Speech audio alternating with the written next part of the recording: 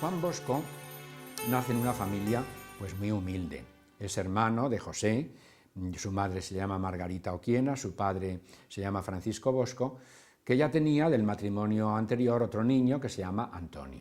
Fue un niño muy sensible, fue un niño muy atado al campo, a la campiña, una campiña que, como ustedes comprenden, es preciosa, pero que al mismo tiempo implica muchísimo trabajo, muchísimo sacrificio, muchísimo dolor, el poder sacar adelante una alquería, tanto más que el padre de Juan Bosco muere cuando este niño tiene 2 años. Una casa pobre, paupérrima, prácticamente era un establo adaptado a vivienda, puesto que mamá Margarita no tenía dinero para salir adelante, y lo adaptó como supo y como pudo. Y esa es su casa. Cuando Juan Bosco se refiere a su casa, esas son 2 habitaciones que eran cuadra, adaptadas un poco a vivienda familiar. La preeminencia de Castelnuovo, como la preeminencia ordinaria de cualquiera de los pueblos del Piamonte o de los pueblos de Europa, ¿quién la tiene? Pues la parroquia. Y sobre la parroquia destaca, pues evidentemente, las campanas y lo que es la torre, y presididos por esa torre y por esas campanas, pues uncían prácticamente todo su horario. El horario de por la mañana tempranito, la misa, iban todos los aldeanos, él cuando podía agarrado de la mano de la madre, sobre todo domingos y festivos, que entonces mamá Margarita se apañaba para repeinarlos, retocarlos y ponerles bien guapotes y robustos. Juan Bosco era guapete, Juan Bosco no era un retaco, no, Juan Bosco era guapete. Juan Bosco era un chico molón, diríamos hoy, porque luego cuando tuvo que ir a unas de las alquerías y tal, pues a Teresa, que era la hija del guarda, se le ponían los ojos dulces, y a él también, ¿no? Y cuando pasó un poquito de tiempo y estuvo en su sambrino cuidando vacas, pues la hija, la Rosa Febraro, también, y fueron amigos, y a él se le ponía un nudo en la garganta tantas veces. ¿Qué quiere decir? Que era un muchacho pues normal, un muchacho corriente, y evidentemente que sentía afecto pues por todas las personas y por todas las cosas. Para ser sacerdote hace falta tener cultura, hace falta saber, y en el ambiente en el que él se mueve no hay posibilidades. Entonces él ya sabe escribir, y cuando acompaña a las vacas o cuando acompaña al ganado, pues pasa un ratito debajo de los olmos y va leyendo su catecismo, los libros que les va dejando el sacerdote del pueblo, y luego él se los lee a los demás. Ahí empieza ya el aprender para los demás. El sentido de justicia Juan Bosco lo tuvo muy acentuado desde niño, y había que defender la justicia por encima de todo, y la verdad por encima de todo, independientemente de lo que fuera. Al fin y al cabo es la Sagrada Escritura, solo la verdad os hará libres. Es muy difícil encontrar la verdad. Creo que Pilato la tuvo enfrente y no acertó.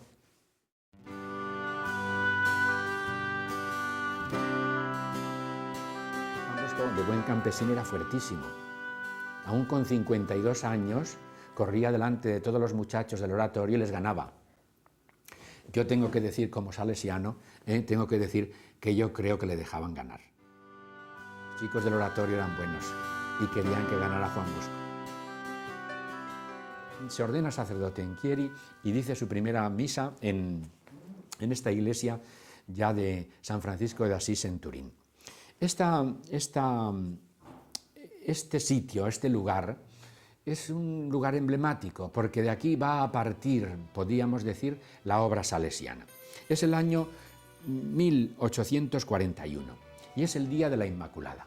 Está San Juan Bosco para decir esa misa, se está revistiendo tempranito, y entonces, en este momento que ya va a salir, se encuentra con el sacristán, un señor revestido, con su sotana y tal, que con el apagavelas está sacudiéndole a un muchacho que se había escondido en la sacristía.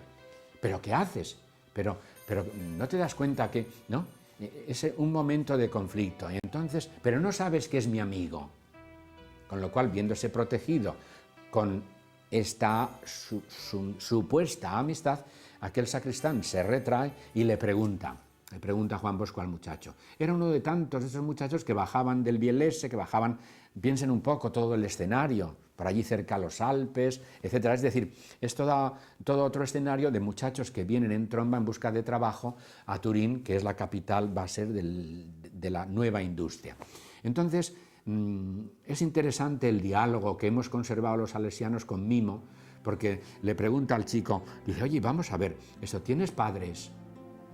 Pues no, señor. ¿Qué edad tienes? 16 años. ¿No tienes padres? No. ¿Tienes hermanos? No. ¿Sabes leer? Pues no, no señor. ¿Sabes escribir? No. ¿Sabes hacer cuentas? No. ¿Sabes silbar? Sí. ¿Sabes cantar? Sí. ¿Sabes jugar? Sí.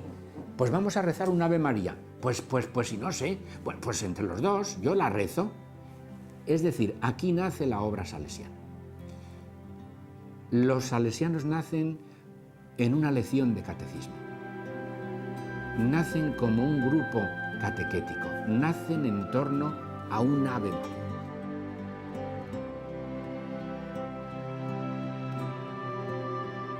Entonces, de ese albañil va a salir efectivamente el inicio de lo que llamamos los oratorios salesianos.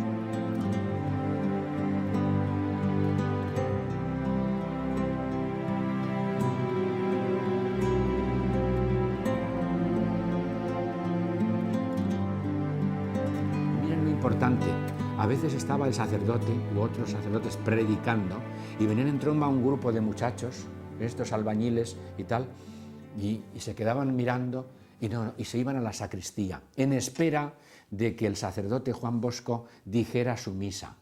Claro, esto encona. ¿Por qué?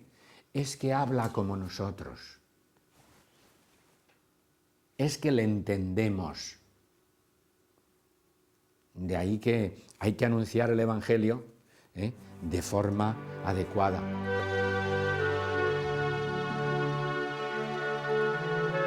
Entonces, es interesante el ver cómo, claro, ante los compañeros sacerdotes de Turín, pues evidentemente esta situación de intemperie, esta situación de pobreza, de provisionalidad, de vivir su sacerdocio de una forma distinta, pues evidentemente contrastaba.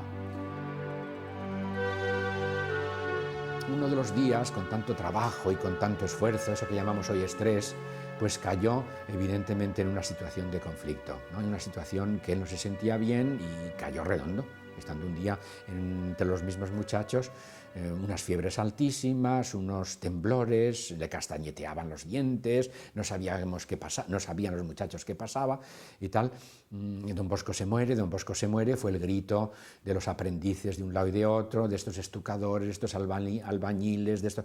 Don Bosco se muere y en tromba todos sin saber qué hacer, llamaron a la madre que vino, hijo mío, pero nada, o sea, una cosa, Don Bosco se muere. Unos diagnosticaron pulmonía, otros diagnosticaron esputos de sangre y tal, pues tisis. Saben que se morían muchísimas personas de tisis en aquella época, ¿no? Mala alimentación, insalubridad, Don Bosco se muere, pero Don Bosco entró en un estado de sopor y de coma. Los chicos hicieron pero turnos permanentes delante del Santísimo. Fíjense que son chicos de la calle, que son chicos sin cultura religiosa alguna. Bien es verdad que la cultura religiosa en el Piamonte en ese momento era otra, pero tienen un sentido de lo que es quien tiene la fuerza fundamental de sacar adelante a una persona, independientemente de las enfermedades que se tengan. Y fue tal la fe de aquellos muchachos, o así lo interpretó el santo, que cuando vuelve en sí y vuelve restablecido y los médicos no se lo explican, os debo la vida, les dice, os debo la vida. Pues ¿a quién voy a dedicar la vida? A vosotros.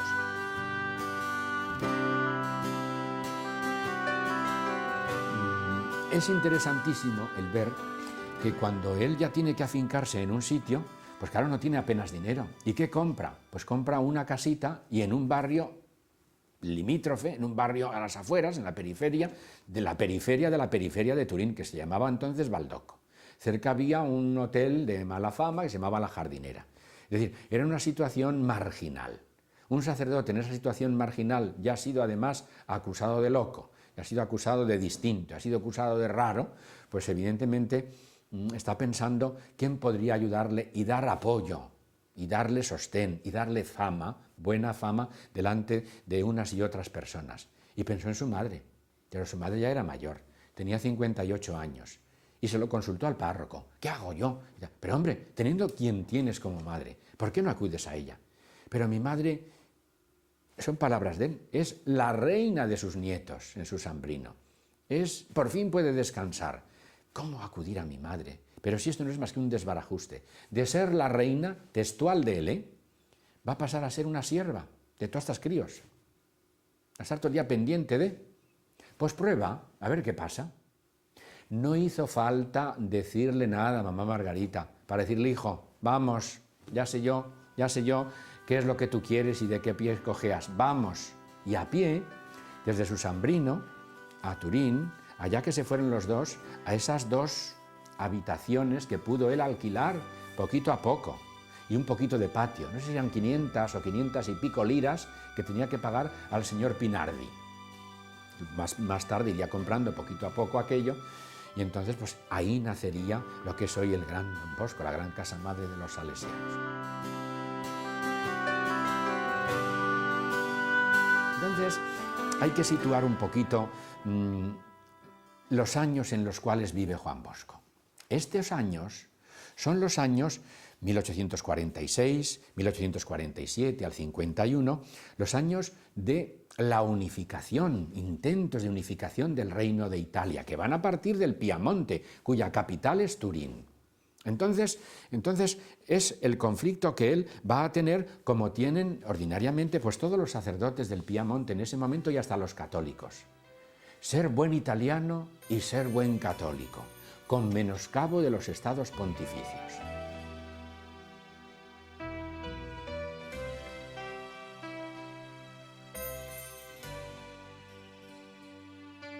Y en una Italia laica, más todavía, en una Italia laicista, en ese momento muy agresiva, en contra de la Iglesia, pues él sabe hacer, sabe estar, sabe crear, no desunir. O sea, me parece importantísimo. Y desde el principio, alimentando las cabecitas de esos niños, de esos jovencitos, de esos muchachos, etc.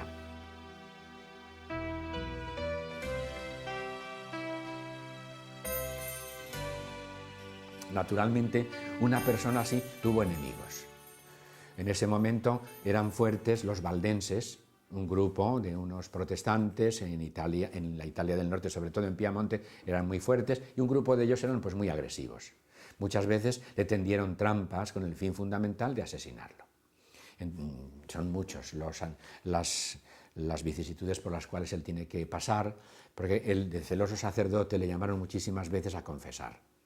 Esas confesiones eran fraudulentas y eran ordinariamente trampas para que una vez que él estuviera allí, hubo casos en los cuales él tuvo que esconderse y meterse hasta debajo de la cama del presunto enfermo, porque habían intentado apagar las luces y en ese momento a garrotazos asesinarlo. Solamente que Juan Bosco fue un hombre hábil siempre, ¿no? No era un tonto, un santo no es un tonto, un santo es un hombre muy hábil y muy listo. Y se liaron a dar tortazos y mangazos a un lado y a otro cuando se encendió la luz, se estaban dando tortazos entre sí y Juan Bosco había desaparecido. Pero lo que sí le dijo a su madre, hijo, no salgas solo nunca. Y de noche, siempre con un par de muchachos o tres de estos que eran incondicionales de él. Y los muchachos de la calle, si son groseros, son fuertes. Otra cosa no tendrán, pero fortaleza ya lo creo. Y cuando algunas veces, porque era muy celoso de su sacerdocio, pues cuando le avisaban para salir y tal, y no valían las recomendaciones de su madre, por encima de todo está su misión, pues esto es así, esto es controlable dentro de los anales de la historia de Don Bosco, que apareciera un perro, el perro que en la tradición histórica se llamaba el Gris, porque él le llamó el Gris, un enorme perro que le salvó muchísimas veces cuando volvía tarde al oratorio, pues de morir asesinado por parte de unos o de otros, etcétera. A veces estando con los muchachos en el patio, pues tenía que salir corriendo y por piernas no crean ustedes que le ganaban mucho los demás, por piernas no le ganaba nadie, pero tuvo que salir. Varias veces intentaron acuchillarlo, varias veces envenenarlo, etcétera.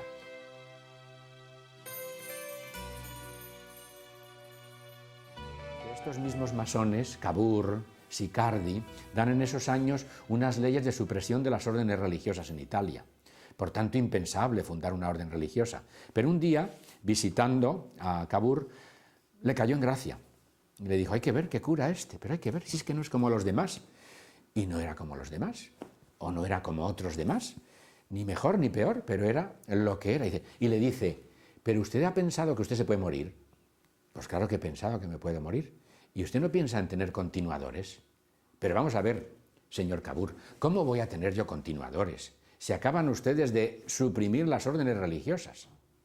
La ley Sicardi de su compañero, que por otra parte me honro con su amistad, acaba de suprimir los religiosos.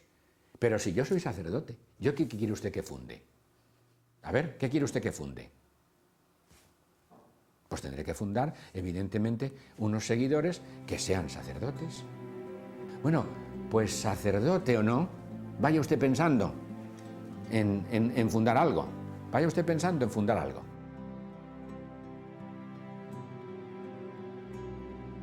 Y así fue como se inicia. Oye, yo ya no puedo más, Miguel, ya no puedo más. Ponte tú enfrente de estos muchachos y haz tú las filas, llévalos a clase. Será el primer salesiano. Oye tú, ¿cómo se llama? Caliero. Y eran muy distintos. Caliero de Rúa. Rúa era muy cumplidor, muy horario, muy esto. Caliero siempre llegaba tarde, era un desastre, era un no sé qué, era un no sé cuál. Pero solo él pudo fundar toda la congregación en América. Y recorrer América de arriba abajo. Porque para recorrer América y fundar en América con los horarios se hubiera ahogado. Se hubiera muerto el pobre, no hubiera podido. Eso le iba bien a Rúa, que luego vino por detrás organizando la congregación allí. Es decir, cada uno tiene su misión y Don Bosco es una cosa muy importante, a cada uno le pone su sitio.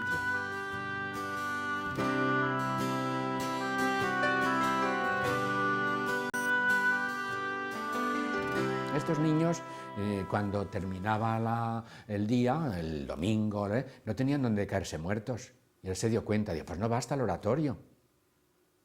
Habrá que buscar, evidentemente, un local donde irlos cuidando. Y mira tú por donde un día, lloviendo, había en concreto una gran tempestad y estaban en Pinardi, en la casita Pinardi, ya a punto de acostarse, llaman a la puerta y él abre la puerta.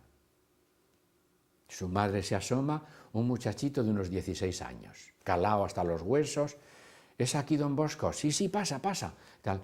Mire, señora, que me he quedado sin un céntimo, tenía unas liras. ¿De dónde eres? Del Valle del Sesia. No sabemos su nombre, pero sabemos que fue un muchacho que evidentemente va a iniciar ese segundo apartado, ya no el oratorio, lo que van a ser los orfanatos, lo que van a ser los pensionados, los internados. Mira, amiguito, quédate aquí, quédate. Quédate, Don Bosco no echa a nadie de su casa, la puerta está siempre abierta. El corazón, mucho más, ¿no? Y le dice mamá Margarita, oye, que ya nos han robado no sé cuántos colchones y nos han llevado, no serás tú, porque ya está bien, ¿no? Nos dejan sin nada y tal. Señora, yo soy pobre, pero no soy ladrón. He aquí el inicio de esta otra obra de estos muchachos.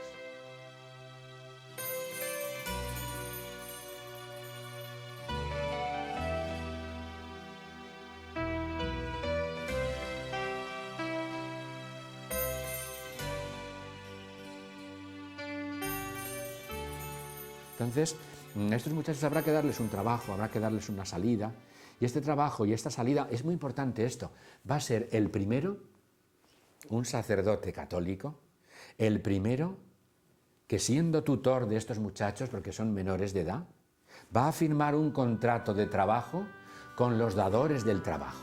Contrato de trabajo escrito para que nadie abuse del trabajo manual del pequeño, y en segundo lugar, con unas cláusulas que son de salvaguardia de su propia vida, de su propia virtud, de su propio ser. Pues qué duda cabe que este sistema de educación que se ha llamado y llamamos nosotros preventivo, prevenir antes que curar, etcétera, se basa fundamentalmente en las prácticas religiosas, en los sacramentos, el sacramento de la confesión o el sacramento de la reconciliación, el sacramento de la Eucaristía, pero si es que esto es esencial, todo lo demás puede ser accesorio.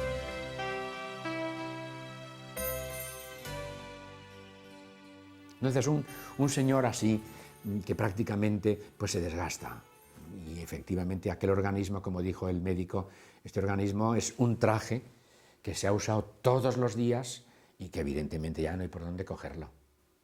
Una cosa es tuberculosis, otra cosa es evidentemente varices, otra es circulación de la sangre, hoy decimos tantas cosas, osteoporosis, todas estas enfermedades que son unidas, que indican efectivamente el desgaste.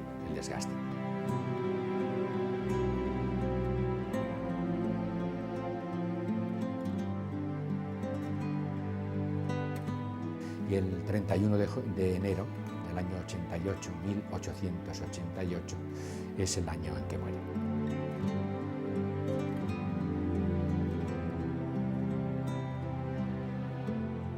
Bien, con él no se muere la obra. Como ven, la obra crece, la obra se desarrolla, y lo más interesante que a mí me parece es que se desarrolla entre sus chicos.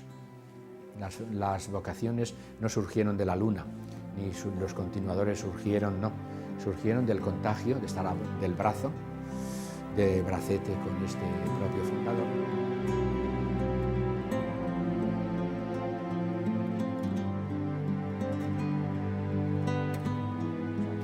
Las dificultades fueron muchas, además de todo lo inherente que implica el sacar adelante una tropa, primero de 500 muchachos, luego de 1000, luego va creciendo, de irse afianzando y de irse organizando, pues todo esto comporta muchísimo desgaste personal, ¿no? Y de muchísima preocupación. Él mismo dijo que si yo hubiera sabido lo que cuesta ser fundador, no hubiera empezado. Fundador es un hombre carismático, es un hombre profeta, es un hombre de experiencia, es un hombre muy curtido, ¿no? Que tiene que sufrir una barbaridad de incomprensiones por parte de quien no entiende, porque él solo es el que lleva un poco eso, ¿no? Luego lo suele transmitir, ¿no? Y lo suele contagiar. Bueno, pues Juan Bosco es un corredor de fondo, o sea, un corredor nato, un luchador nato, que se crece en la dificultad, pero no un luchador cualquiera, insisto, y esto hay que decirlo por activa y por pasiva, es un sacerdote católico.